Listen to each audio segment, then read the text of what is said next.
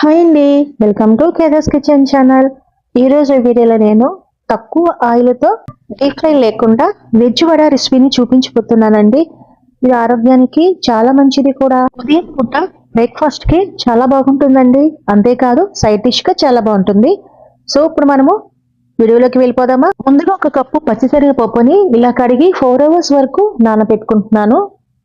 So ఇప్పుడు నానిపోయింది కదా, పక్కన పెట్టుకున్నాక 2 పచ్చిమిర్చి, 1 టీ స్పూన్ అంత జీలకర్ర, అరకప్పు అంత కొబ్బరి, 1 టీ స్పూన్ అంత అల్లం పేస్ట్ వేసి ఇలా గ్రైండ్ చేసుకొని ఒక బౌల్లో వేసుకుంటున్నాను.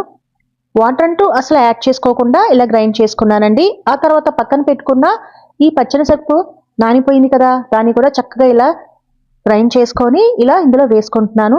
ఒక ఉల్లిపాయని ఇలా కట్ చేసి వేసుకున్నాక కుప్పెడు కొత్తిమీర, 3/4 కప్ అంతా క్యారెట్ తురుము, 1 టీ స్పూన్ అంత నిమ్మరసము, రుచికి సరిపడా ఉప్పు వేసుకొని ఇలా కలుపుకుంటున్నాను.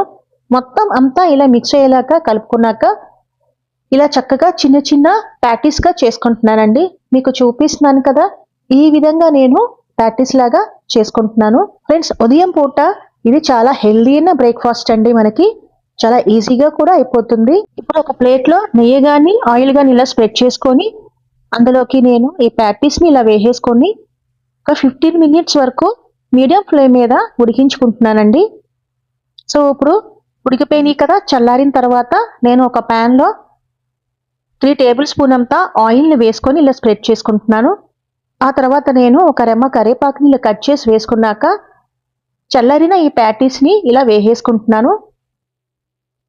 ఇప్పుడు ఈ వడలను నేను మీడియం ఫ్లేమ్ మీద కుక్ చేసుకుంటున్నానండి. లో టు మీడియం ఫ్లేమ్ మీద కుక్ చేసుకుంటే వడలు చాలా బాగా లోపల వరకు ఉడికి చాలా టేస్టీగా వస్తాయండి. సో ఇప్పుడు వడలన్నీ రెడీ అయిపోయినాయి, చూసారా?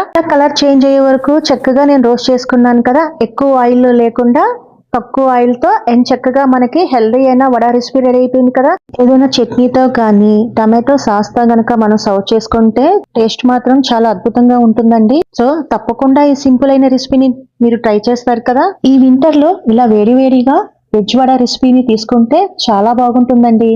సో తప్పకుండా ఈ రెసిపీని మీరు ట్రై చేస్తారు కదా. మరికెందుకు ఆలస్యం, మరికొన్ని వీడియోస్ కోసం నా ఛానల్ని తప్పకుండా సబ్స్క్రైబ్ చేయండి.